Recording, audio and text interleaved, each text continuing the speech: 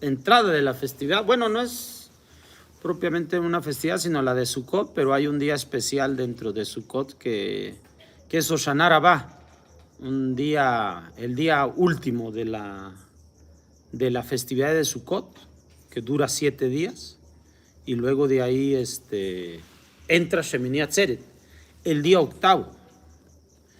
Entonces,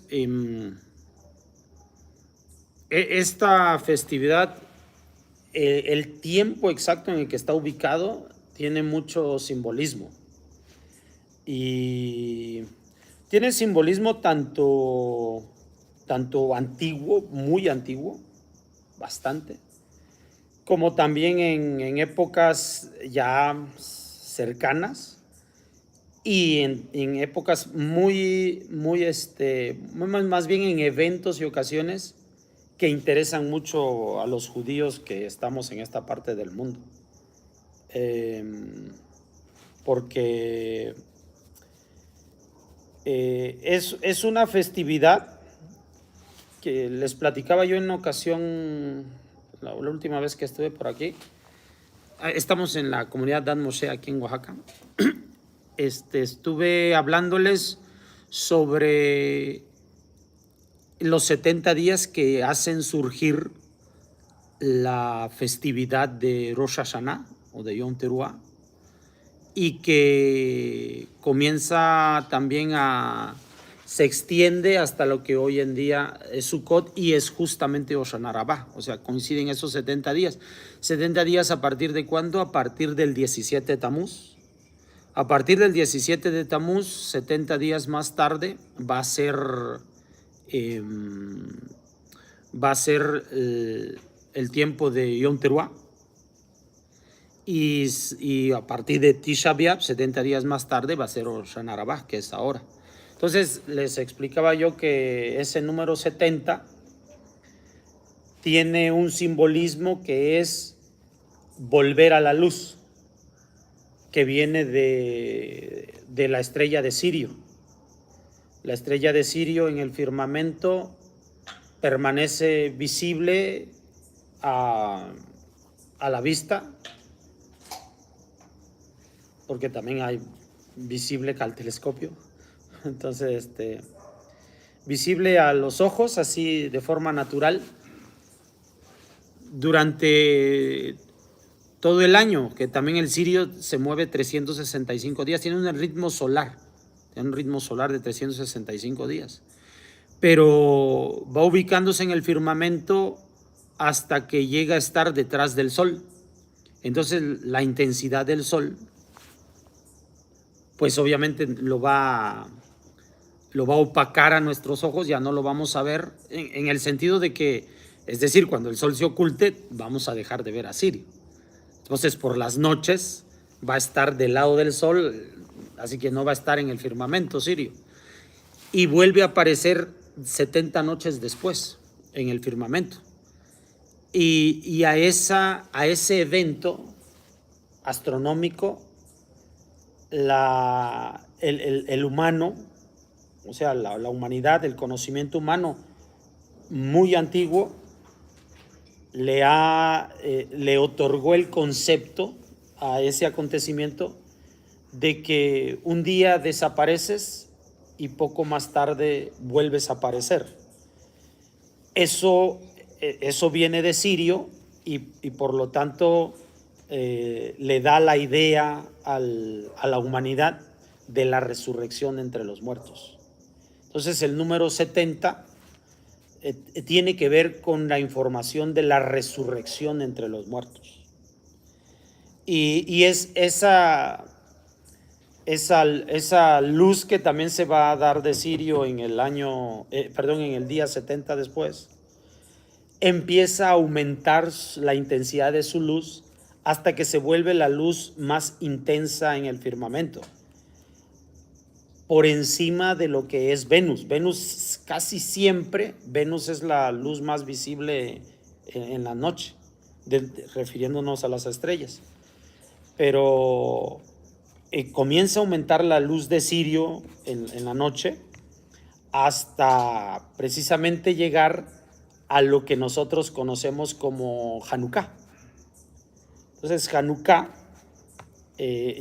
ya se dan cuenta que coincide mucho con las fiestas decembrinas. Hanukkah coincide mucho con las fiestas decembrinas porque pues se va a adornar la luz de Sirio con este concepto de Jesús y la Navidad y esas cosas. Como se empalman, hay un momento en que se empalman Hanukkah y las festividades decembrinas. Entonces, por esta razón, nosotros le llamamos a Hanukkah la fiesta de las luces, y ellos también tienen su celebración alrededor de las luces. Esto se debe a Sirio, A veces la intensidad de la luz de Sirio llega tan fuerte hasta lo que sería el 1 de enero, 1, 2 o 3 de enero. Por eso es que hay calendarios que se llaman calendarios sirianos. O sea, como el sirio se mueve 365 días, tiene el mismo ritmo del año solar, entonces también se puede contar un año persiguiendo a Sirio, que tiene un ritmo de 365 días, lo mismo que el sol, el ciclo en la Tierra. Entonces, hasta la fecha existen ese calendario siriano, y hay algunos, pues hay algunas culturas, ¿no? que aún le dan esa importancia. Nosotros recogemos toda esa información de la bóveda celeste, y hay una razón por la cual lo hacemos, para entender esos conceptos, porque todos los conceptos vienen de la antigüedad, y el judaísmo, la Torá, tenemos un lenguaje en la Torá, y es un lenguaje que se escribe, o más bien en un lenguaje que se usa, no sé si decirles que lo inventamos, pero lo que le da origen es el deseo de brindar una información simbólica y sagrada. Por lo tanto, el origen del hebreo es el deseo de informar conceptos y principios divinos. Ese es el origen del hebreo. O sea, muchas lenguas, no sé si todas, pero muchas lenguas, lo que trae su origen es una cuestión administrativa. O sea, una cuestión de llevar la contabilidad de una nación, de una región, de un pueblo. Entonces, eso es lo que da origen a la mayoría de los lenguajes que hoy conocemos, o los idiomas que hoy conocemos, o las escrituras que hoy conocemos. A diferencia de eso, el origen de la lengua hebrea es el informar un mensaje divino. Entonces, el lenguaje de la Torá, entonces, tiene ese concepto. O sea, busca dar a conocer un mensaje divino. El lenguaje de la Torá.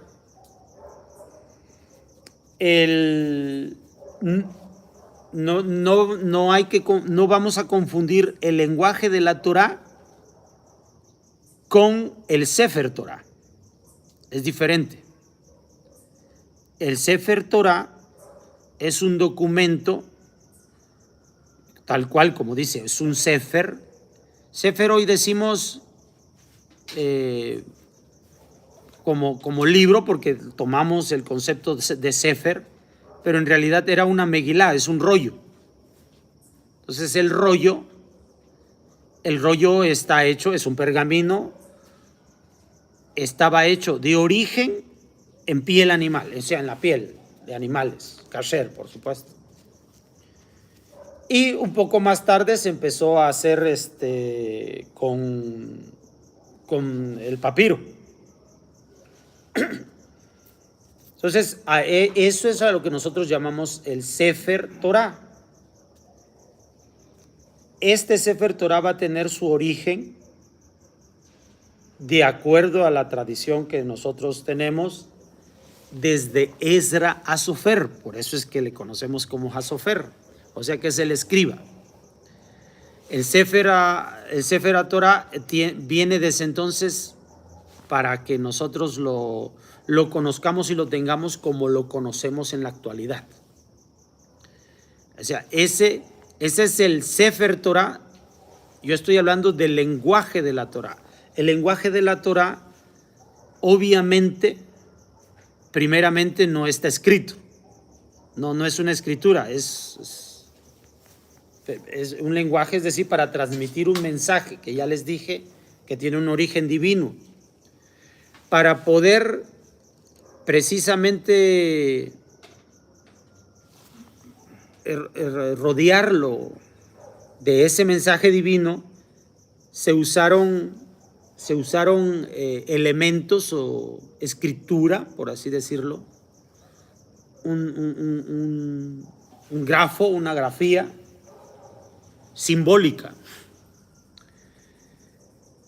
precisamente para que literalmente tuviera una carga de información que al buscar entregar el mensaje divino pueda trascender el tiempo.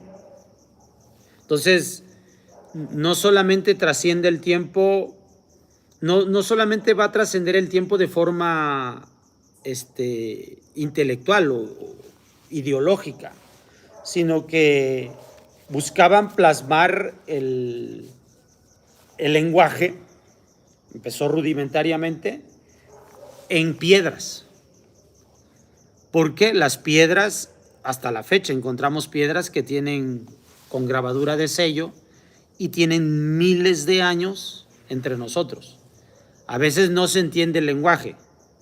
Sí, nosotros nos encontramos aquí en Oaxaca y aquí mero de frente a mí están las ruinas de Monte Albán, donde hay escritura de la más antigua que hay en el continente americano. Y está en piedra. Tiene miles de años, según se sabe, según se cree. Y ahí sigue la información. Tal vez todavía no entendemos de qué se trata, los arqueólogos no saben de qué se trata, pero la información está allí plasmada. Y no son letras tal como hoy en día la conocemos, es simbólico. Vemos más bien dibujos, figuras que representan y simbolizan algo. Entonces,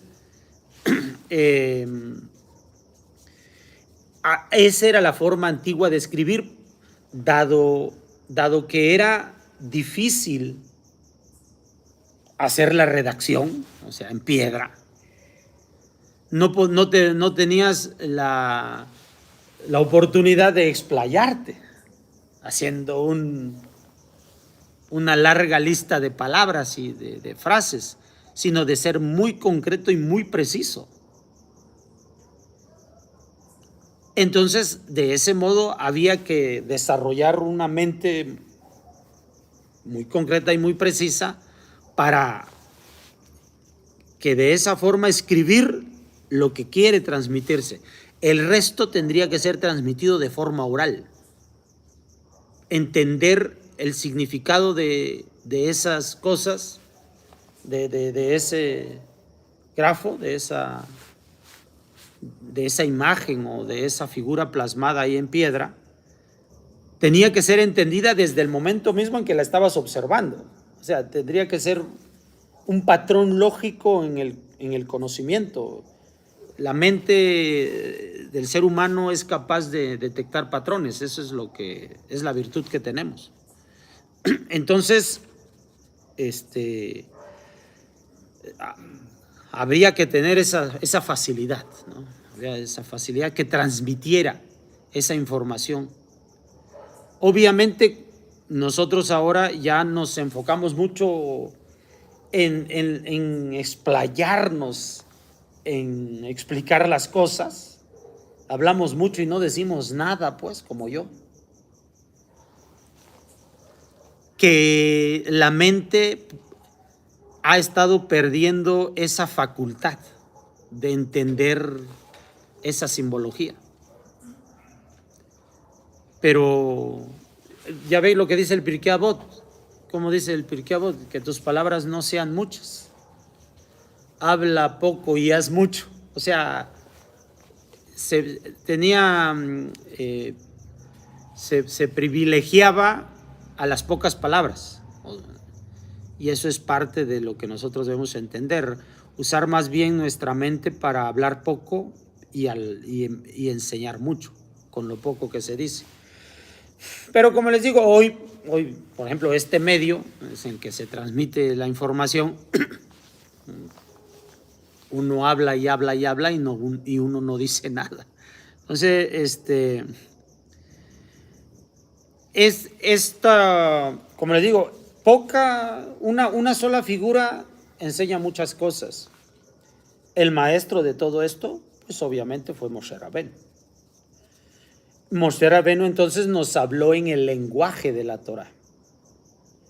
Un lenguaje de la Torah en donde va a ser el inicio, los rudimentos de lo que van a ser las lenguas semitas o las lenguas semíticas más tarde. Eso es lo que va a suceder en los días de Moshe. Moshe va a poder idear o llegar a la conclusión de cómo usar esa simbología y esos conceptos, porque recordemos que él fue formado en Mitzray, en Egipto, y Egipto era pues la cuna de la civilización, o bueno, la civilización más importante en aquellos días. No la cuna de la civilización porque eso fue Sumeria, de acuerdo a la arqueología. Entonces, ya conocemos nosotros los jeroglíficos. Todos hemos visto alguna vez algo de los jeroglíficos. Entonces, más o menos vemos cómo hay una simbología, la que se ve y la mente empieza a pensar qué pudiera significar. Y hoy en día ya se entiende, un egiptólogo entiende lo que tiene delante a través de todos esos murales que hoy se encuentran en las ruinas de Egipto. Entonces Moshe estuvo entre eso, conoció entre eso. Así que él está formado en esta forma de transmitir el conocimiento, en el lenguaje y en la forma en la que se conoce el lenguaje y la transmisión de conocimiento de aquel tiempo. Moshe lo sabe. Entonces, a partir de esto, Moshe va a poder empezar a transmitir el lenguaje divino que él quiere transmitir, que él quiere hacernos conocer. Obviamente va a comenzar con el libro de Bereshit. Y comienza con el libro de Bereshit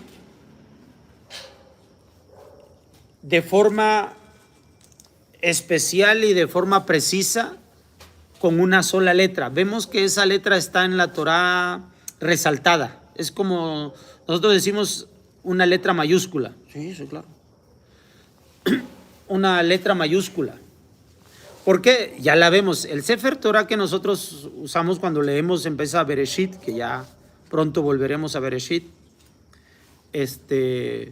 Empieza con una letra grande, con una letra mayúscula. Bereshit. Nosotros tenemos la usanza de que la primera palabra es crucial, es importante. Por lo tanto, la primera letra de esa primera palabra tiene mayor importancia. Así que iniciar de ese modo es lo mejor que comprendió Moshe. Y entonces nos dio la palabra Bereshit y comenzó con la letra Bet. Las letras, como en este caso la Bet, se le da ese nombre de Bet porque con la letra Bet comienza la palabra casa. Bet es casa. Entonces lo que sucede con el origen de lo que sería el alefbet o el abecedario hebreo es el nombre, la forma en la que nombramos en el lenguaje hebreo, la forma en la que se nombra en el lenguaje hebreo arcaico, o sea, antiguo, ese sonido fonético consonántico, la forma en la que comienza, en la que inicia, es la figura que se va a usar para dar origen a la letra que va a formar parte del abecedario. Y entonces esa imagen tiene que ser impresa de acuerdo a lo que nosotros estamos pronunciando. En este caso la letra Bet, que Bet es casa. Entonces hacen una casita, o sea, se hace una casita. La letra Bet, yo ya se las he mostrado físicamente, ¿no? Como es una letra Bet, no la letra Bet aramea. Hoy en día un Sefer Torah lo tenemos escrito en letras arameas. La letra aramea viene miles de años más tarde, centenares de años más tarde de Moshe. Pero su origen, el origen fue más antiguo. Va diseñándose una escritura más sencilla. ¿Tienes ahí la imagen?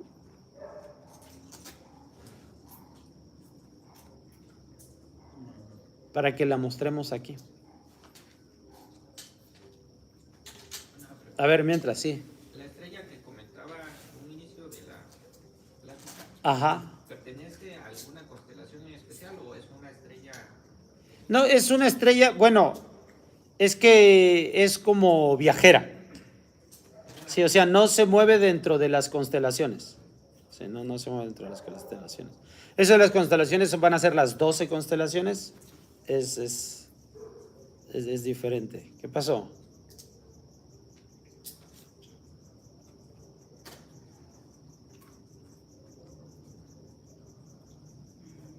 ¿Alguien? Lo mandé al WhatsApp.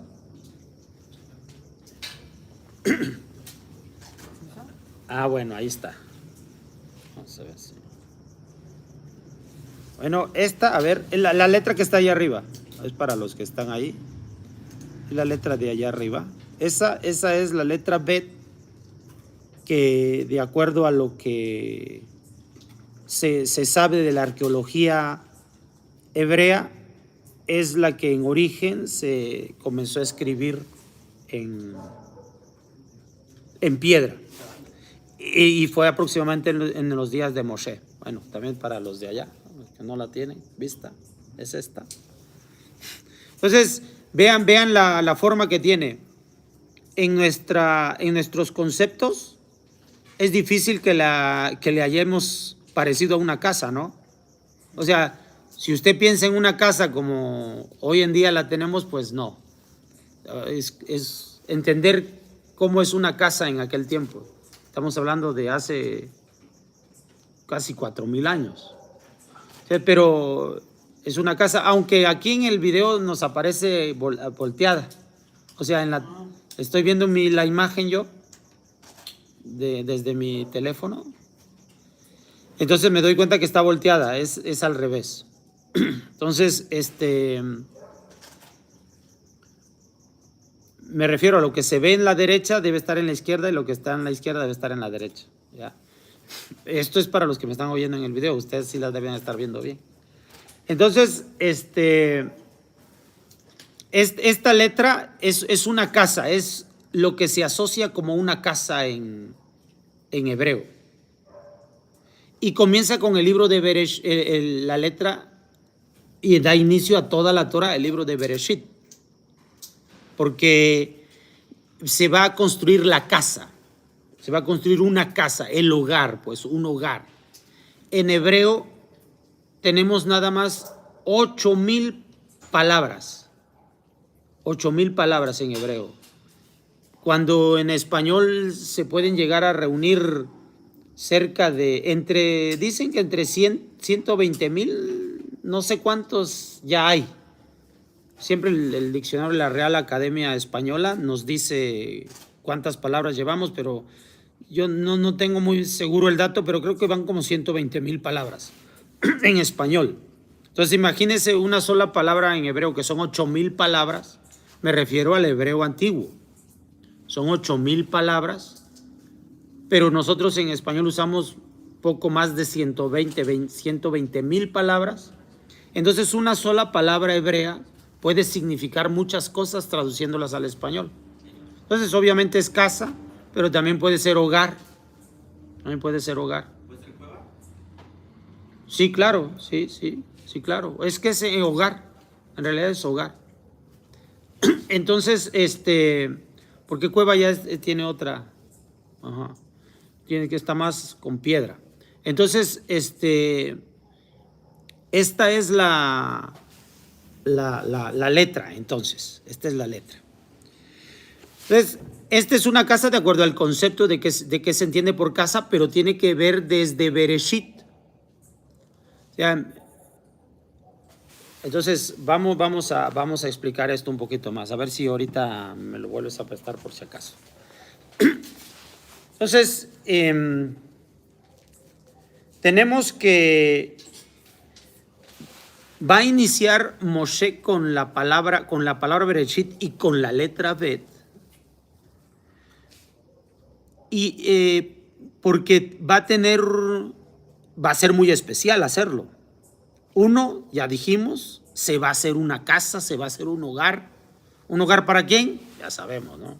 Para nosotros, para la humanidad. E inicia con esa letra Bet, y también lo explican los sabios, desde la antigüedad lo explican, y se usa el libro del Zohar. ¿Han leído el libro del Zohar en las primeras páginas donde empieza a hablar uno sobre Bereshit?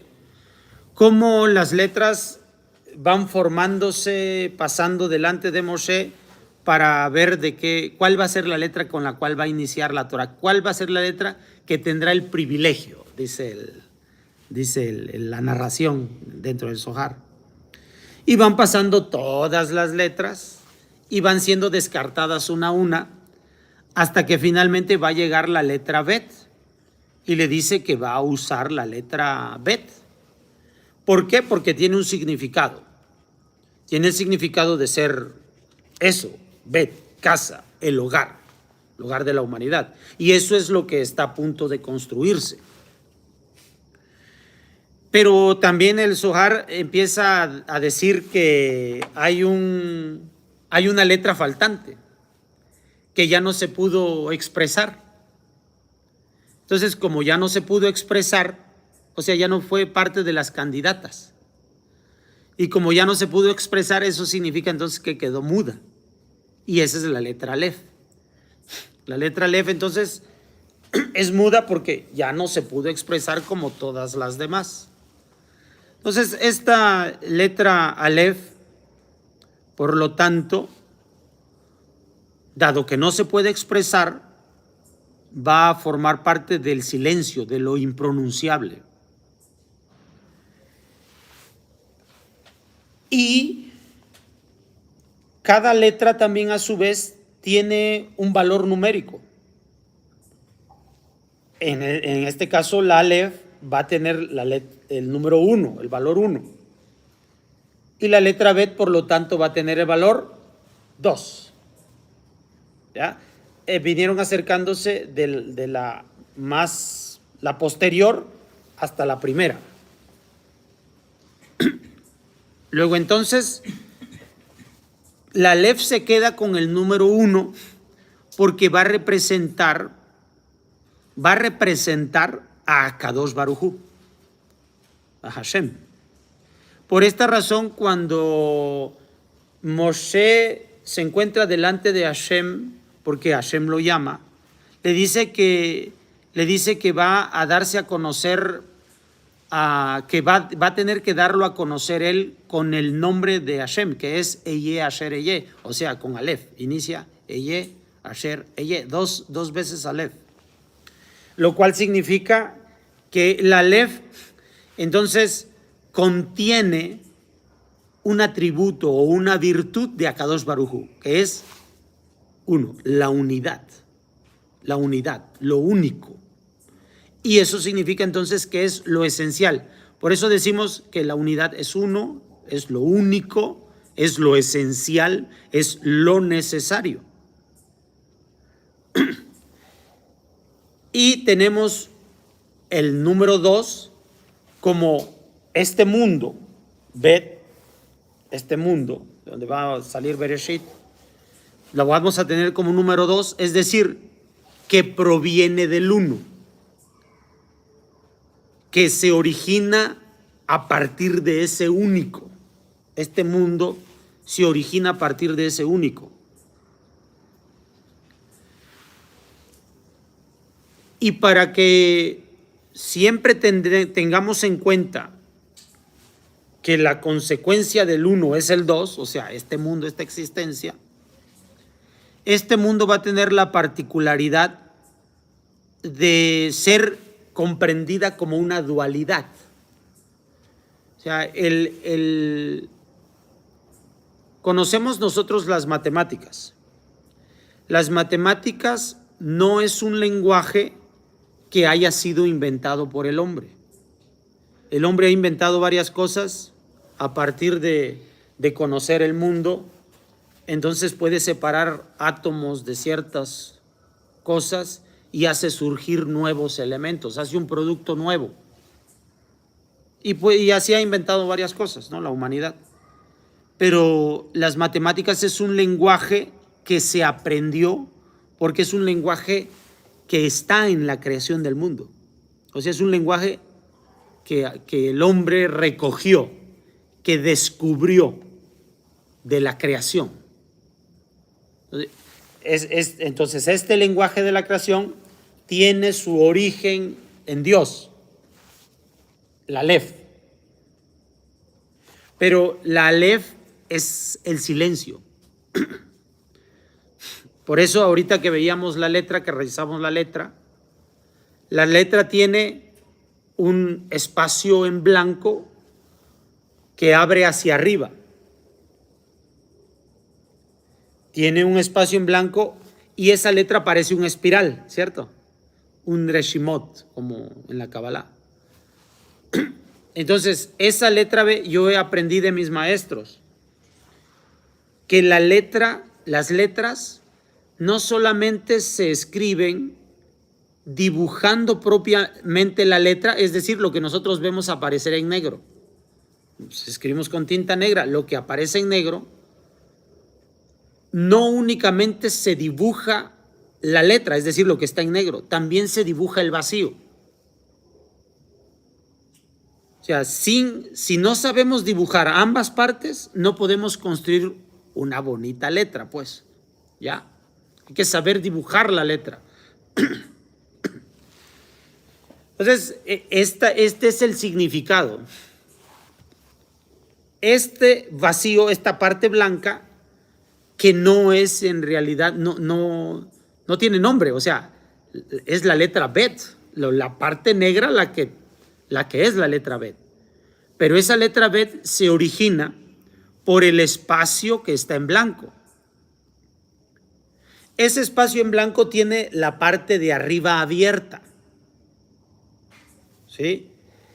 Eso significa que la luz de Akadosh Baruj Hu entra por allí y va a permitir la formación de la letra Bet. Es decir, que la luz de Akadosh Baruj Hu va a permitir la creación de este mundo.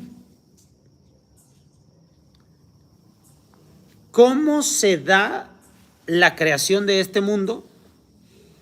O sea, no es que Akadosh Baruj Hu está pensando voy a hacer este mundo, no.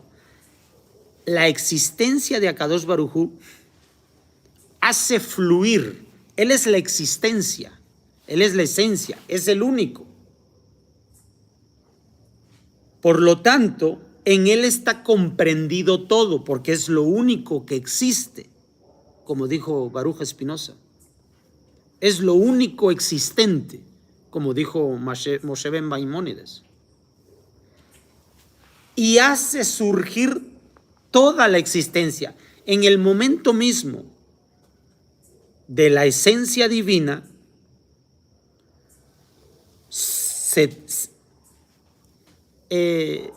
no hay otra posibilidad sino la única de crear esta existencia que hoy nosotros contemplamos. La misma esencia de Hashem impone que surja de él esta existencia. Así como hay un uno, o Akadosh Baruj Hu, este mundo surge de él en ese preciso instante. O sea, la existencia se da porque él es existente, no hay de otra. Es lo que se conoce como el Matzur Rishon y el Kol Ninsa. Al momento de la existencia de lo primero, o sea, de la primera existencia, Matzur Rishon, la existencia primera, Kol Ninsa, todo lo existente. Por esa razón es que el libro de Bereshit, cuando comienza, dice Bereshit bara Elohim et hashamayim behet aretz. En el principio creó Dios los cielos y la tierra. O sea, es un solo momento, un solo instante. No comienza sino con esas palabras que precisan que todo ha sido realizado. Mas los siguientes versículos van a empezar a explicar cómo esto se llevó a cabo. Porque la mente, aunque es un lenguaje divino, va a ser comunicado a personas que necesitan del espacio y tiempo para poder entender a la esencia de Akadosh Baruj Hu al estar en este mundo que surge de Hashem. Por eso se tiene que empezar a hablar, usar ese mensaje divino en lenguaje humano. Es decir, que va a pasar el tiempo y el espacio para que nosotros podamos empezar a captar la idea, porque nosotros necesitamos evolucionar, desarrollarnos. Yo estoy diciendo entonces que el mundo se creó en un instante, pero ante nuestros ojos parece que está evolucionando. ¿Ya? Por eso es que es creado en un instante por la existencia misma de Akadosh Baruj Hu. Es inherente a su propia existencia que este mundo exista. Y otra cosa, no va a poder dejar de existir este mundo mientras Hashem exista, porque es inherente a él. Surge, él es todo lo que hay, por lo tanto, todo lo que hay, mientras él esté, va a tener que seguir siendo. Entonces, la Torah va a empezar a decir que, a ver, voy a sacar para no errarle. Humash, Sidur, Humash.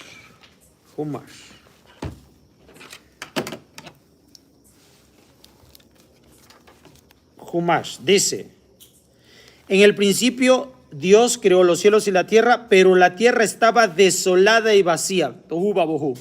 Pero la tierra estaba desolada y vacía. Es decir, nosotros, como no podemos tener la capacidad de captar cómo es que una cosa surge del aparentemente nada así de pronto, como nuestra mente tiene que evolucionar para poder entenderlo, es por eso que transitamos en el tiempo, en el espacio-tiempo, que es donde nosotros nos movemos. Kadosh Baruj Hu no se mueve en este tiempo, en este espacio-tiempo. Este espacio-tiempo surge de él por su propia existencia. Nosotros más tarde vamos a venir a existir aquí. Entonces nosotros nos movemos en ese espacio-tiempo. Y en ese espacio-tiempo entonces se empiezan a usar estas palabras, tohu vabohu. Es decir, que todo está revuelto, todo está confuso. Tohu vabohu. Pero ya nos aclaró versículo 1, Bereshit 1:1. Ya nos dijo que todo está concluso. Es decir, lo que ocurre en el momento mismo de la existencia de Akadosh Baruj Hu, ocurre todo. Pero a partir del versículo 2 va a explicar lenguaje humano. Nosotros tenemos que entender esto en partes, porque nos movemos en el espacio-tiempo. Pero significa entonces que toda la creación empieza en confusión. Empieza en confusión. Pero todo estaba hecho. ¿Qué significa que empieza en confusión?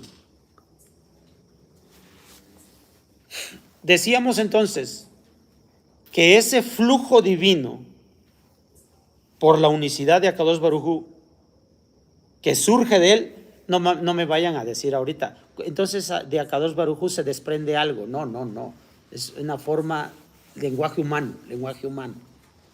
En el tiempo de Hashem solo surgió tal como dice la Torá. En el principio creó Dios los cielos y la tierra, o sea, los hizo así ya, ¡pum! Pero lenguaje humano. Tenemos que explicar cómo ocurrió. Entonces decimos, una luz surge de Hashem que produce este mundo, que va a entrar y formar la letra Bet, pues. La letra Bet, que es una casa. ¿Qué es una casa? La casa es un lugar, un lugar en el cual va a surgir lo esencial, lo importante. Para que pueda surgir, se dan cuenta que una casa, esa casa, esa letra, la letra Bet, es un molde, es un recipiente. Es un recipiente así. Denle tercera dimensión. Es un recipiente que tiene una boca abierta, tiene un ladito abierto y un ladito cerrado, ¿sí? La parte de arriba tiene un poco cerrado y otro poco abierto.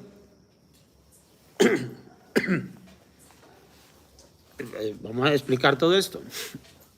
Entonces, entra la luz a ese recipiente.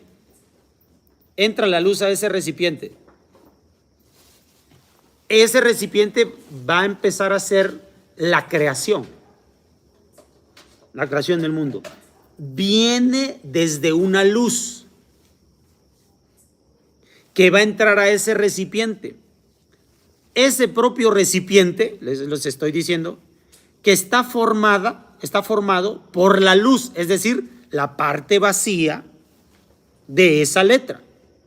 La parte vacía de esa letra es la luz, que al final le va a dar forma y figura a la parte negra de la letra. Entonces es la luz la que le da la forma al recipiente. Así es como comienza, para que nosotros expliquemos lo que dice solo Bereshit 1:1. ¿Ya? Entonces, a ver.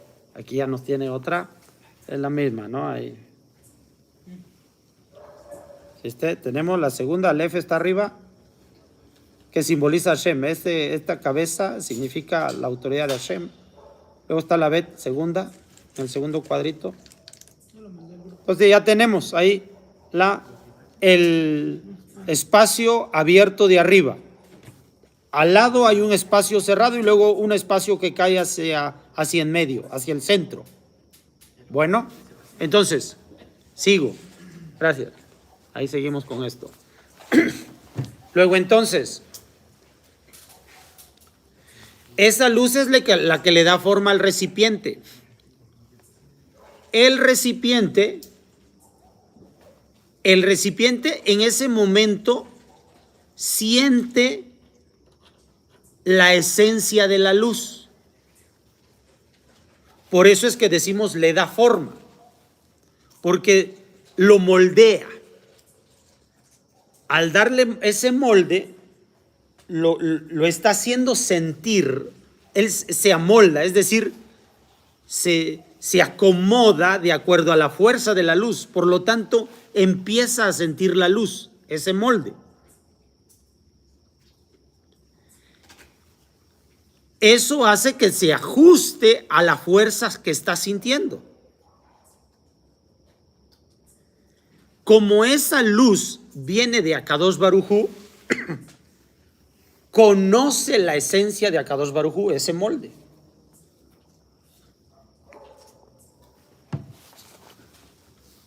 Y recoge la información, el molde. En ese momento conoce que el Boré Olam es un dador, alguien que da.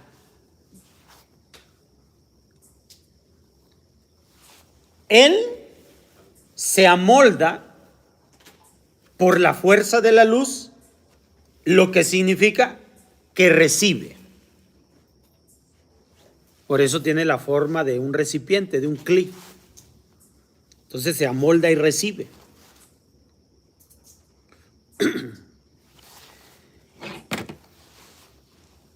Pero recuerde, el principio es que está tomando la forma de la luz. La luz le impone ser lo que la luz le otorga. Entonces, de inmediato, él recibe su forma, pero a su vez recibe el mensaje de la luz y dice, él es dador y yo soy receptor. Entonces se siente opuesto a la luz. ¿Cómo puede venir de la luz si él es receptor y la luz es dadora? No puede tomar forma de la luz sin dejar de sentir esa reacción opuesta a lo que la luz le está dando. Entonces lo que hace es rechazar la luz, rechaza la luz, porque en esencia son contrarios. Pero le ha dado forma a él, ha provocado la primicia del origen de la forma, de lo que va a ser la criatura, el Beriá o Nibrá. La creación es Beriá. El Nibrá, la criatura. Entonces, sin embargo, como la luz le ha dado la fuerza que tiene de recipiente, le ha dado la fuerza, la forma de recipiente, sabe que debe recibir, pero la luz que viene la impone dar.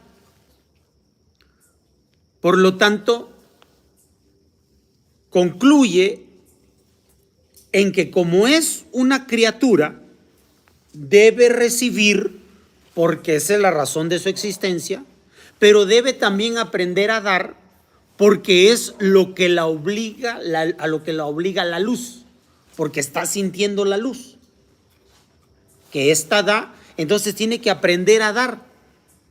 Y entiende, voy a recibir para dar. Voy a recibir para dar. Es lo que hace esta figura, es la letra, estoy hablando de la bet.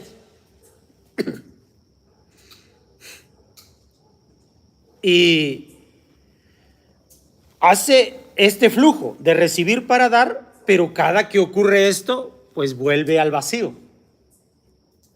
Pero hay una cosa, ahora ha aprendido a dar. Ya empieza a tener una similitud con la luz que viene del Boré, que viene del Creador, pero no puede completar su función como recipiente, como Nibrá, como criatura. porque queda constantemente vacía. No tiene ningún propósito algo si no se usa. Es decir, cada vez que llega algo que viene algo que le ha sido otorgado, se desprende de ello para dar y vuelve a quedar vacío. Así que comienza a anhelar que la luz vuelva a llegar a él.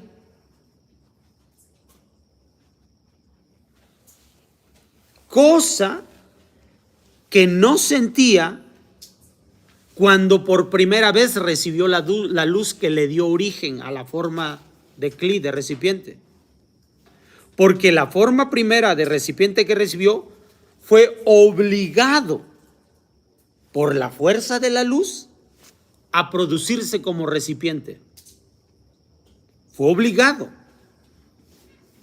No es por un deseo de él, de la forma.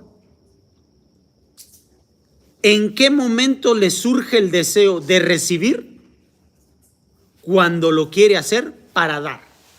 Así que ahora ya se abre y cumple su propósito como Nibra, como criatura. Ahora, ¿qué? Es decir, ¿qué surgió? El deseo de recibir a la luz. El deseo de recibir a la luz. En ese momento ya hay un creador y hay una criatura, porque la criatura se construye en el momento en que surge en él el deseo de recibir. Por eso es que la Torá va a decir ahora lo que voy a explicar. Bueno, lo que voy a leer. Pero la tierra estaba desolada y vacía, y las tinieblas estaban sobre la faz del abismo, y el Espíritu de Dios revoloteaba sobre la superficie de las aguas. Es decir, todo ese caos está provocado por el abismo, que es una oscuridad, la ausencia esa de la fuerza de la luz. Mas, sin embargo, el Espíritu de Dios revoloteaba sobre la superficie de las aguas, es decir, buscando provocar una armonía. Buscando provocar una armonía. En ese momento, y vio Dios que la luz era buena. ¿Por qué? Porque la luz, al salir de Akadosh Baruj Hu, esa luz produjo la creación del mundo. Y vio Dios que la luz era buena. Y dijo Dios que haya luz, y hubo luz. Y Dios vio que la luz era buena, e hizo separar la luz de la oscuridad. Y Dios llamó a la luz día, y a la oscuridad llamó noche. Así fue la tarde y fue la mañana un día. Mucha atención a esto. En ese momento se completa el primer día. ¿Por qué dice? Y en ese momento la luz vio que es buena, pero también surge la oscuridad. ¿Qué es luz y qué es oscuridad? La luz es este proceso que permite, que sale del flujo de Akadosh Baruj Hu y permite la creación de la letra Bet. La letra Bet es Bereshit, es la creación, pues, el Nibra, el cual se logra en el momento en que surge el deseo de recibir. Pero ese deseo de recibir, oiga bien, ¿qué es mejor, dar o recibir?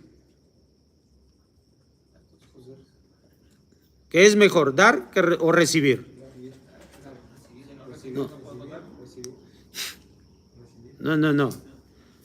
O sea, sí, bueno, voy a plantearlo de este modo. Sí, entiendo lo que me dicen, pero yo estoy confundiéndolos. Si dar y hay recibir, hay luz y oscuridad, ¿cuál de ellos sería el cruce? ¿Cuál sería dar y cuál sería recibir? O sea, luz o oscuridad. ¿Qué sería dar? Luz. ¿Y qué sería recibir? Oscuridad. Es decir, Boré Olam es luz. Por eso decimos luz. Por eso es Estoy usando la palabra luz. No es que me la inventé o los sabios se la inventaron. Por supuesto, lo que yo estoy hablando aquí no es que lo inventé yo. O sea, yo le oí de mis maestros. Entonces, ¿qué pasó? Al dar, como comentaba, damos la luz y nos quedamos vacíos. Entonces, al dar, creamos oscuridad. No, voy a explicar más todavía. ¿Sí? Entonces, obscuridad es recibir. El Boré es luz, porque da. Obscuridad es recibir. O sea, en otras palabras, el ego, ¿no? El egoísmo, es obscuridad.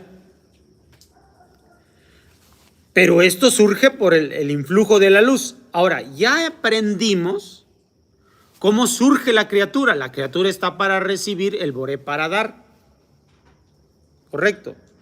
Y dice, pero oiga lo que dice la Torah. Dijo Dios que la luz es buena y la separó de la oscuridad.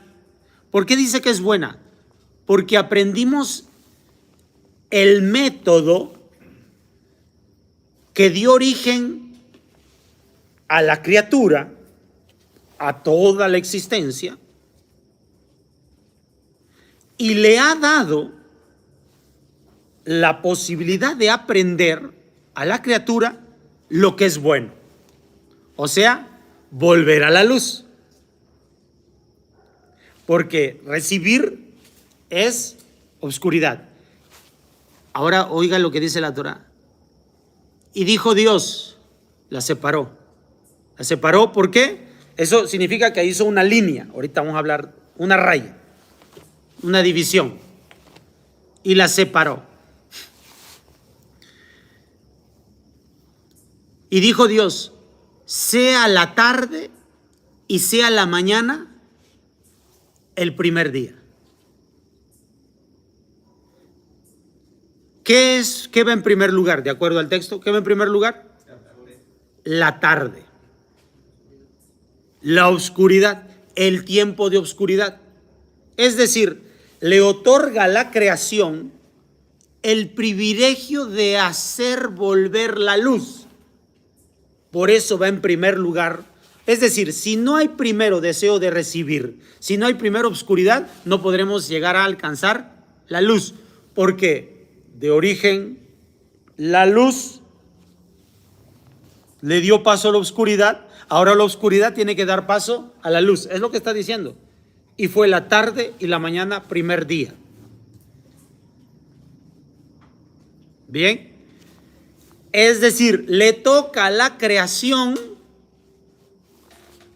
salir a la luz. O sea, aprender a dar. Le toca a la luz salir, volverse, completar el día, pues. Pero esa labor ya le toca a la creación. Akadosh Baruj Hu hizo al revés. O sea, Akadosh Baruj Hu hizo surgir el día. ¿Por qué le llamamos oscuridad? O sea, primer día, Está aclarando lo que dice el primer versículo, Bereshit 1:1. Pero todavía la creación no termina, pero el primer día ya nos está mostrando que este mundo va a quedar en obscuridad y que es la labor de este mundo hacernos volver al día. Vamos a ver entonces en los días 2, 3, 4, 5, 6 y 7 cómo este mundo va a la oscuridad. Para que este mundo ahora haga su parte de concluir y hacer el primer día. Porque el primer día, es más, no se dice Yom Rishon como si fuera el día 1, como todos los demás días. Yom Sheni, Shilishi, Revi'i, no. Dice Yom Echad, es decir, volver al uno, al único. Como la creación va a volver al único. ¿Ya? ¿Cómo va a volver a la luz? ¿Cómo va a estar en sintonía con el Boré Olam?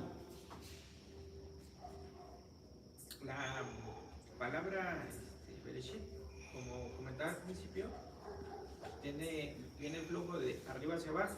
Esa es nuestra conexión con... Esa es la conexión con la creación. Lo que es adentro es afuera. Porque Exactamente. está comentando de que entró la luz, Le dio forma. pero también afuera está recubierta. O sea, no nada más es lo negro y lo vacío de adentro. Exacto. Lo de afuera. Sí, sí, sí. Y hay una conexión en la letra. Es correcto, sí, es lo que estoy diciendo. O sea, esa letra precisamente se forma. Lo que se está haciendo es la casa, la creación, la casa. ¿Quién va a habitar la casa? Empieza. Día 2. Día 2 dice, hay aguas arriba y aguas abajo y vamos a hacer una división. Una división. Porque lo que se busca es producir la oscuridad. Akadosh Baruj Hu es luz. Si no se hace una división, la luz filtra. La luz pasa.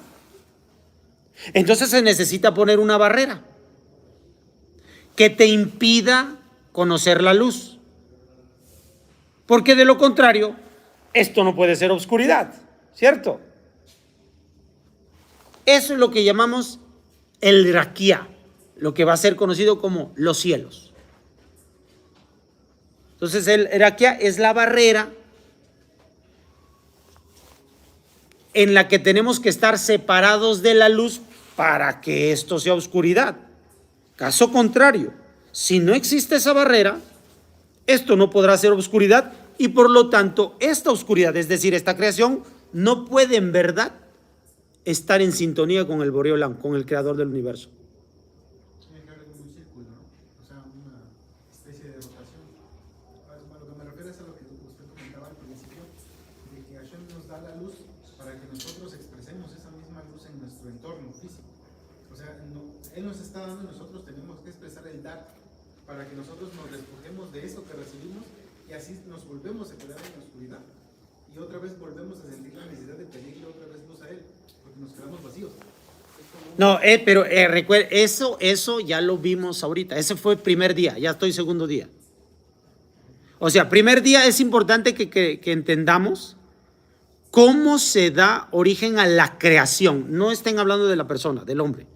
Es de la creación toda. Toda la creación. Bueno, concuerdo con él. O sea, en principio, para que funcione, necesitamos crear un vacío para que retorne la luz. Sí, sí, pero, o sea, no quiero que me digan eso ahorita. Ajá, pero aquí el detalle es de que, bueno, el deseo de recibir es tenemos, como dicen, despojamos, que si hacemos cortocircuito y nada más estamos, así el deseo de recibir y no damos, creamos un vacío. Bueno, en sí la creación, ¿no? Ajá, bueno, la creación no es hombre, o sea, Es correcto, o sea, ahorita estamos explicando la creación, todavía no aparece el hombre. Yo entiendo que hay un proceso en ustedes en la que ya están interpretando, y eso es bueno, que ya están interpretando de qué se trata el trabajo, pero eso no es lo que dice la Torá. O sea, la Torá está llevándonos por un proceso que nos está revelando cómo es la creación. ¿Sí? No nos anticipemos todavía. Entonces, viene el día 2. Está esa barrera. Esa barrera dice que hay aguas arriba y hay aguas abajo. Es decir, lo que es arriba es abajo. Pero empieza a mencionar para el día 3 que esas aguas sí producen algo más, las aguas de abajo, más las aguas de arriba no producen algo más. Es decir, quedamos separados de lo que ocurre arriba, pero se nos empieza a dar a conocer lo que ocurre abajo. Pero como son aguas y aguas, lo de abajo me hace conocer lo que ocurre arriba. ¿Ya? Pero hay una barrera. Entonces, si yo empiezo a conocer lo de abajo, voy a comenzar a entender lo de arriba. O sea, yo bajo. Y entonces ahí en las aguas se empieza a mencionar, sepárense las aguas en un solo lugar y se hacen los mares. Y por lo tanto la tierra va a quedar en lo seco y a lo seco se le llame tierra. Y de la tierra se va a producir semillas, semillas que den fruto. Empezamos entonces ahora a entender una idea más. Recuerde, una ley en la naturaleza, una ley en la creación. Una semilla, la semilla contiene la esencia de todo, porque de la semilla que salió del fruto, fruto que salió del árbol, cuando una semilla vuelve a sembrar, produce una vez más árbol, fruto, semilla. Árbol, fruto, semilla. Árbol, fruto, semilla. Entendemos una ley en la naturaleza. Que en la semilla se guarda toda la fuerza que da origen a la propia esencia. Y entonces es un círculo virtuoso. Eso nosotros lo entendemos como la agricultura, pero lo importante es que tengamos el concepto de la semilla. Todos ahora conocemos, se nos ha revelado a través de la ciencia, que ahí están los genes de toda la planta, de todo el árbol, en la semilla. Por lo tanto, una propia semilla, estamos hablando de la misma genética desde el origen de las cosas. La importancia de la esencia. ¿Sí? La importancia de la esencia. ¿Qué pasó? Ahí sería como una renovación, como muerte y vida, vida y muerte. De eso estoy hablando. Entonces, a partir de allí, en ese tercer día, cuando nosotros conocemos que la semilla muere, da origen a una nueva vida, el árbol, el día 3 simboliza una ley de esta creación, que la vida vuelve de la muerte, aprendido en el día 3. La resurrección de los muertos es un lenguaje dentro de la creación, es un mensaje en el lenguaje dentro de la creación. Esto es continuo. Por eso, cuando empiezo la charla, yo estoy diciendo, mientras Akadosh Baruj Hu exista, este mundo existe. Porque al ser Hashem la existencia, es imperiosa la existencia de todo lo demás. Es decir, todo esto no puede dejar de ser.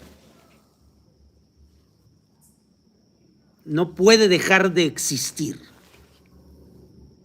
No puede. Luego entonces, ya tenemos el día 3, entendemos ese mensaje. Es clave. ¿Ya? Luego viene el día 4. El día 4 pronuncia una ley más. ¿Cuál es la ley que se da a conocer en el día 4? Dice, y vamos a colocar en la bóveda celeste el sol, la luna y las estrellas, para que enseñoree cada uno en el momento que le corresponde, y no sean para señales. Señales, es decir, hay un mensaje en el cielo, en la bóveda celeste. Yo comencé la introducción de esta clase hablando de Sirio.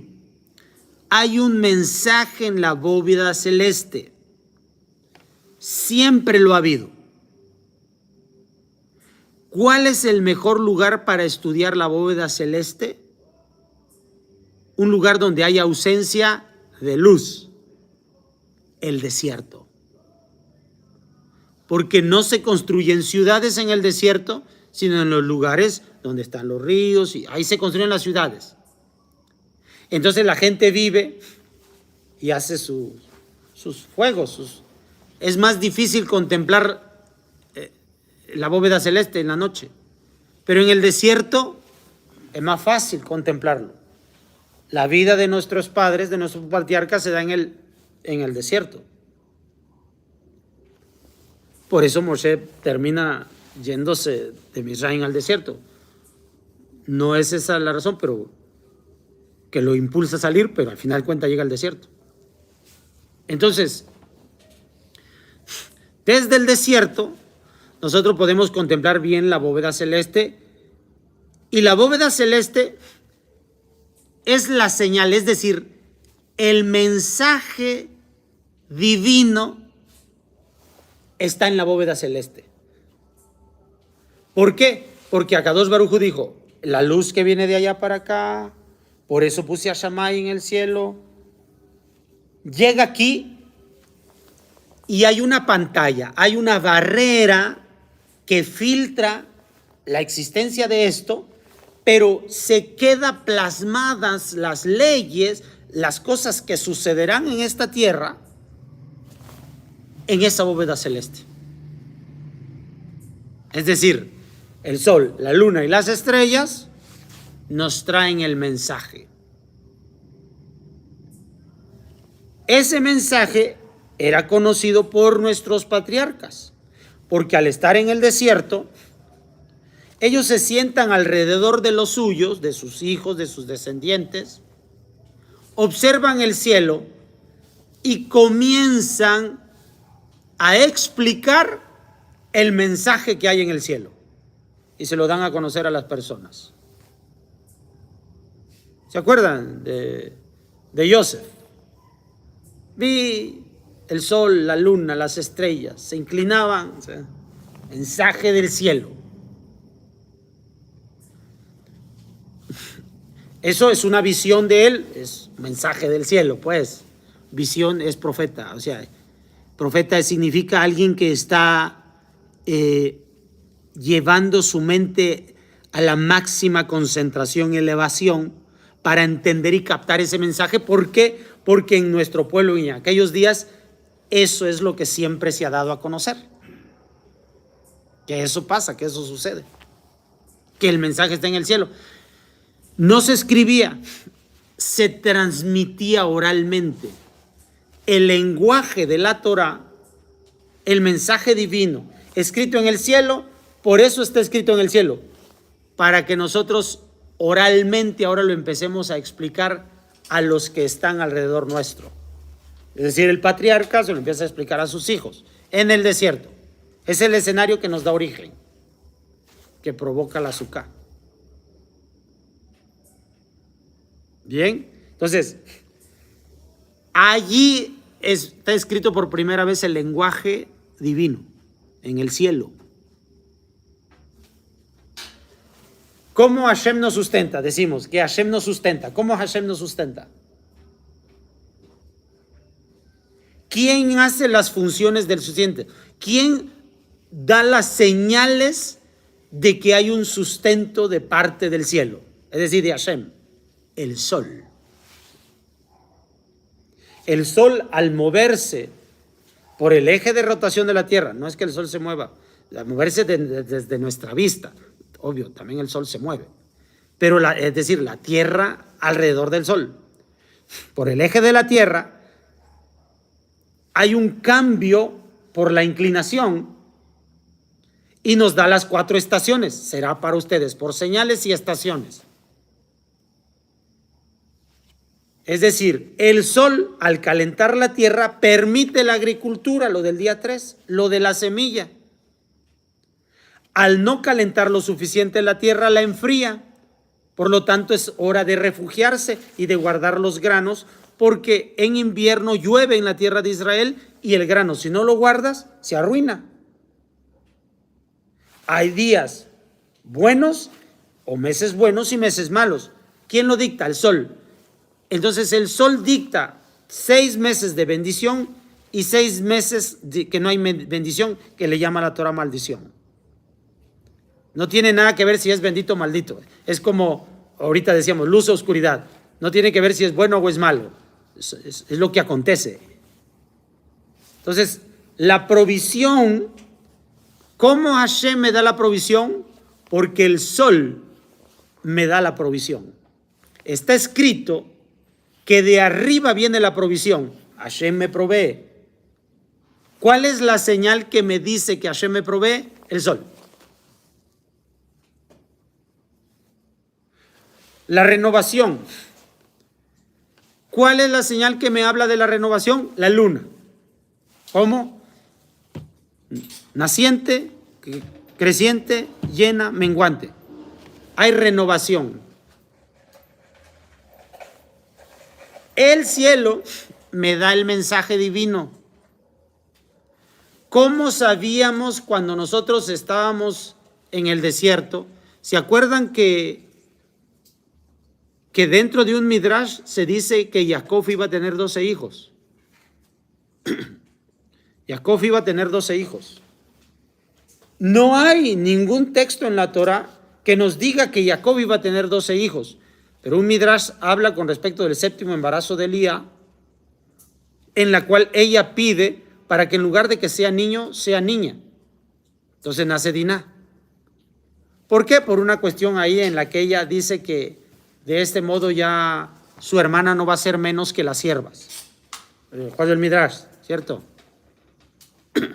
Luego entonces, este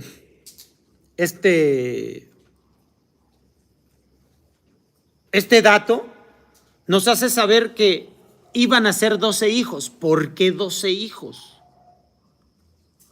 Porque de acuerdo a la tradición oral de leer el cielo fue dividido en 12 secciones. Fue dividido en 12 secciones por la mano. 1, 2, 3, 4, 5, 6, 7, 8, 9, 10, 11, 12. Entonces, toda la división del cielo se hace en 12 sectores. Y la luna, ven que la luna en la noche se va moviendo por diferentes sectores del cielo. Se va moviendo por esas diferentes 12 constelaciones.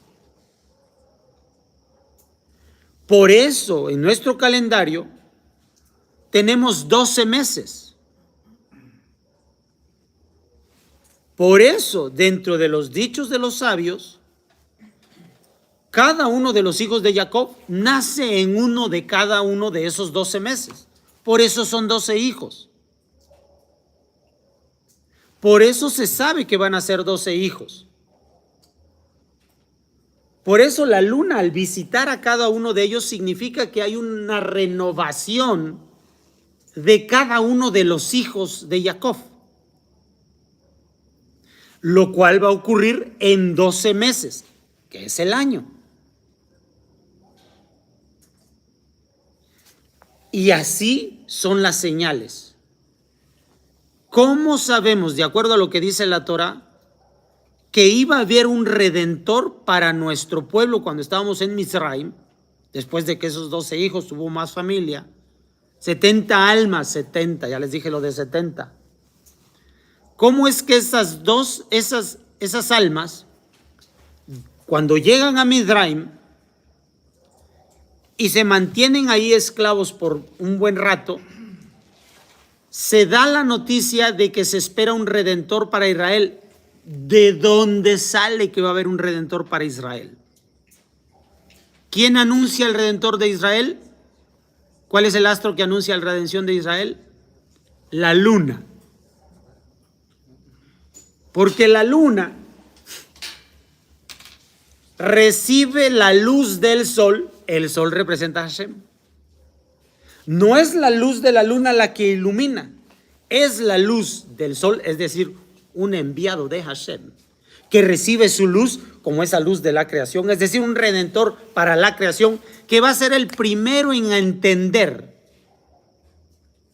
cómo la luz la tiene que recibir para él proyectarla. La luna, es decir, va a haber un líder, un hombre que va a entender primero ese mensaje, va a visitar a las 12 casas, a las 12 tribus y les va a dar a conocer el mensaje, pues. Está allí en la bóveda celeste. Y dicen, va a venir un redentor para la casa de Israel. No viene con luz propia, lo manda Hashem.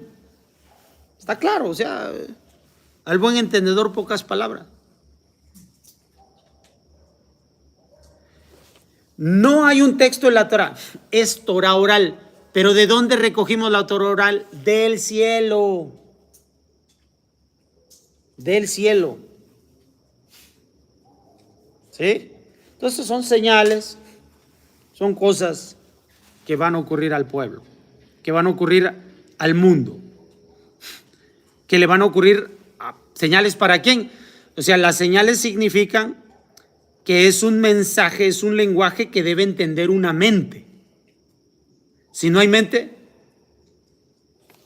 no hay señales. Necesita haber un pensamiento, un intelecto, el que sea capaz de recibir las señales, es decir, el hombre.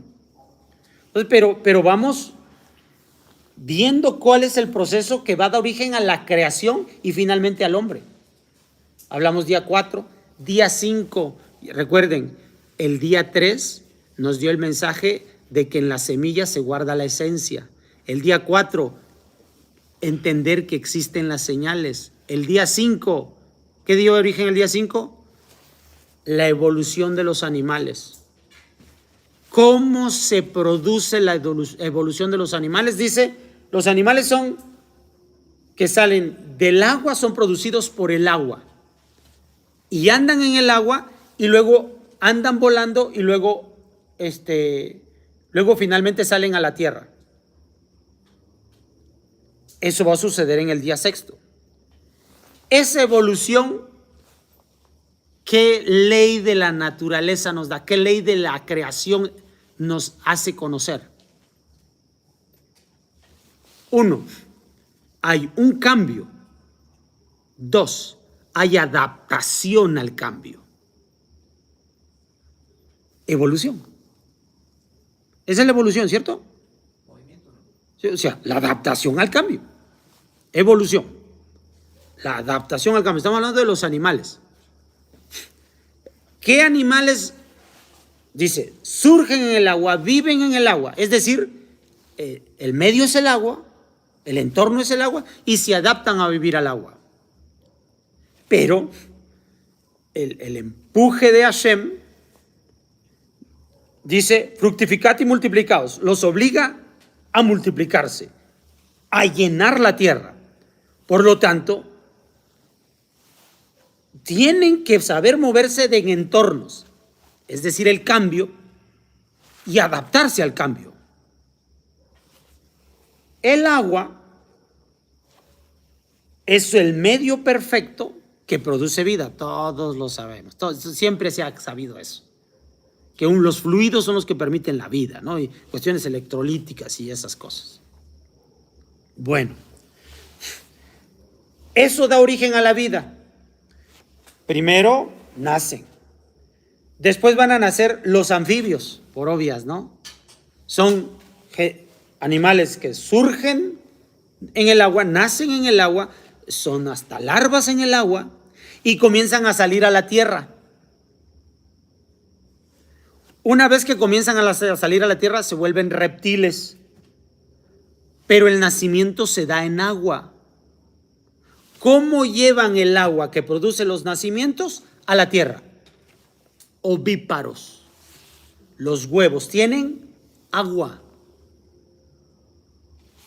Entonces llevan el medio que produce la vida, lo llevan allá afuera, en la tierra. ¿Y a dónde? En el aire. Huevos. Los huevos también de los pájaros que tienen agua. El agua es la vida, ya lo saben todos, 70%. ¿Sí? Entonces, eso es lo que está ocurriendo. La evolución. Porque Hashem dijo que se multiplicara, se llenara la tierra. Entonces están obligados, están impulsados, porque es una ley de la creación, a moverse en todos los entornos, a existir en todos los entornos, pero va el medio consigo. Es decir, hay un cambio y se adaptan al cambio. Una ley más de la naturaleza. Tú no te puedes quedar, en otras palabras, quieto, pues. La naturaleza te obliga a un cambio y tienes que adaptarte al cambio, porque el que no se adapta, perece. ¿Sí? Viene el día quinto. Justamente eso ocurre con esos animales. Ahora comienzan a existir ahora, ya no el huevo, sino los mamíferos, que son los últimos que vienen a existir de acuerdo a la evolución animal. Estos son los animales que vienen a existir en el día quinto. Y por eso los mamíferos están en el quinto, porque compartimos esa esencia de ser también los últimos en evolucionar en esta tierra. Los seres humanos, también mamíferos, pero ahora bípedos, con nuestra mente arriba, los ojos al frente. Una diferencia. En ese momento existe el día sexto, el de los hombres, el de la humanidad. ¿Sí? Ahora, ¿qué ocurre en el día sexto? ¿Cuál es la ley que surge en el día sexto? Con la existencia del hombre, la última evolución, lo que da el hombre, libre albedrío. Es decir, la inteligencia que es capaz de recibir toda esa información y entenderla. Pero para que surja el libre albedrío, ¿qué ocurre? ¿Qué debe ocurrir para que el libre albedrío sea real, sea veraz, sea en realidad libre albedrío? ¿Qué tiene que ocurrir para que en verdad sea libre albedrío? De un principio estamos diciendo, ante la existencia de Akadosh Baruj Hu, toda existencia está obligada a existir. Por la existencia de Hashem, toda existencia está obligada a existir. ¿Cómo va a poder existir el libre albedrío en el hombre si está presente la existencia de Akadosh Baruj Hu? Dice Akadosh Baruj Hu, y el séptimo día se abstuvo, se retrajo y dijo, les dejo el mundo. Yo me retiro. Si Akadosh Baruj Hu no se retira, no puede haber ¿qué? Libre albedrío. Conciencia, ¿no? Sí, claro. Tú no puedes ser tú mismo si Akadosh Baruj Hu está allí. Ese es libre albedrío.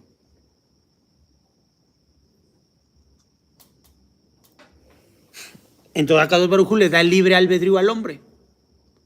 Para eso él se tiene que retirar. Yo estoy en mi Shabbat, dice. Estoy en mi Shabbat. Esta fiesta concluye y comienza la fiesta llamada ¿qué? Shemini Atzeret. Todo lo que ya dije para nada más llegar a Shemini Atzeret. Shemini Atzeret, ¿qué es? Shemini, el octavo. Es decir, el día 8, después del séptimo día, que es Shabbat. O sea, te toca a ti. ¿Cómo le dijo Akadosh Baruj Hu al hombre? Enseñoréate de todo esto. Sé tú el Señor de todos. Yo me retiro. Sé tú el Señor. ¿bajo el mando de quién pusieron esta existencia? Del hombre, de la humanidad. Akadosh Baruj Hu dijo, me retiro. Se hacen cargo ustedes. Yo me retiro. El Shabbat de Hashem. Día octavo, les toca a ustedes.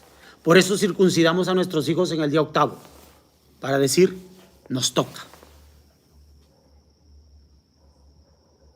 Es el día octavo. La fiesta que viene, Shemini Atzeret. Por eso nosotros llamamos a Kadosh Baruj Hu Elohim. Elohim viene la palabra Ele, que significa oculto. Porque él dijo, yo me retiro, yo me voy a mi Shabbat, yo no voy a meter las manos ya. ¿A quién le toca meter? Háganse cargo ustedes. Les toca hacerse cargo. Libre albedrío. Les toca hacerse cargo. Es decir, que volvamos la oscuridad en luz. Cerrar el ciclo, nos toca cerrar el ciclo. Dejar de tener la idea de recibir para dar. Esa es la misión con la que nos pusieron. ¿Por qué? Porque dice, enseñoreen como yo. Sean ustedes señores, sean como yo.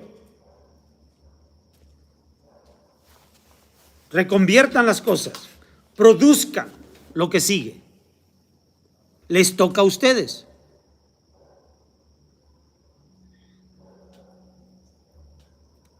A nadie más le toca, les toca a ustedes, les toca a la humanidad. Pero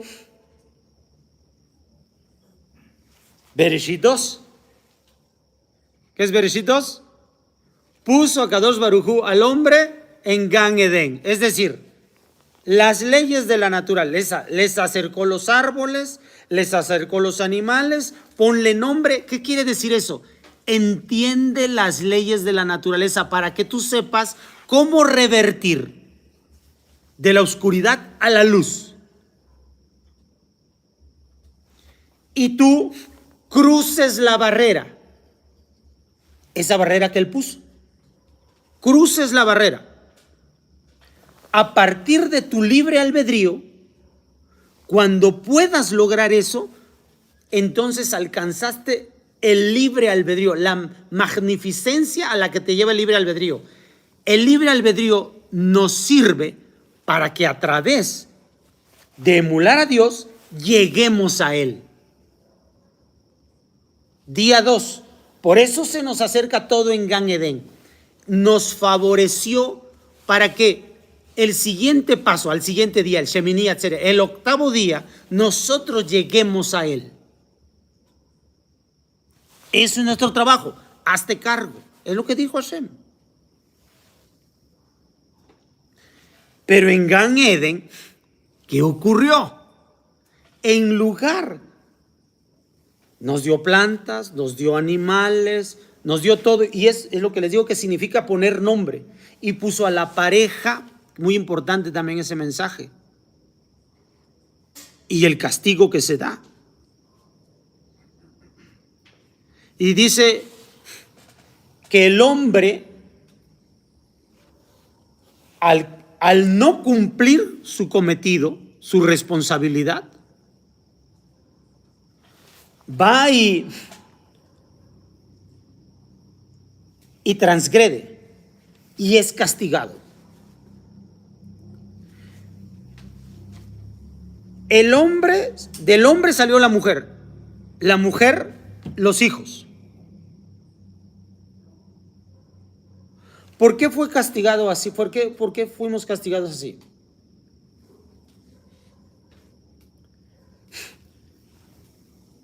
Del hombre sale la mujer. Ahora el castigo de la mujer es que de ella salgan los hijos, para que entendamos la responsabilidad. ¿Quién salió de Hashem? Adán. ¿Quién salió de Adán? Jabá. ¿Quién salió de Jabá? Caín y Hebel, o sea, sus hijos. Fíjate lo que ocurre. Después del castigo, ¿Por qué, Jabá? Dice, para que tú sepas la decepción y el sufrimiento cuando el que sale de ti no te respeta. No cumple con su trabajo. Tu mujer, Jabá, debiste haber estado sumisa a tu esposo. Ahora vas a sufrir, pues tus hijos que salieron de ti, te va a ser difícil educarlos.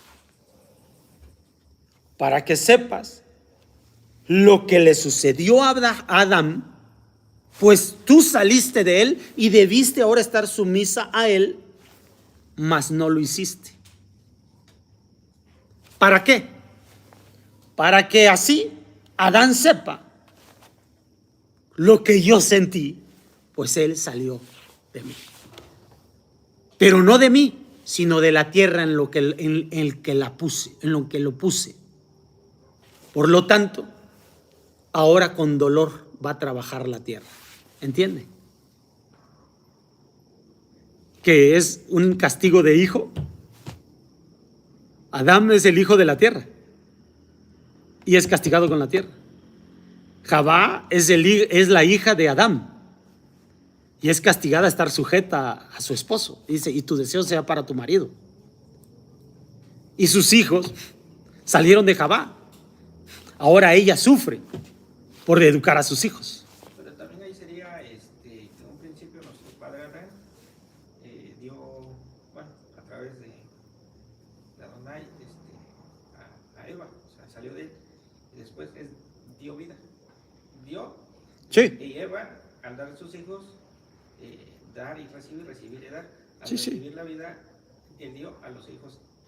Es como uno, pues, o sea, Sí, es lo que estoy diciendo. Mi mujer me da a mis hijos. Sí. Además es un ciclo infinito, ¿no? Sí, es lo que estoy diciendo. Es lo que estoy diciendo. Que cada uno se reproduce al otro y el fiasco, que significa que su creación le falló, es la cadeneta.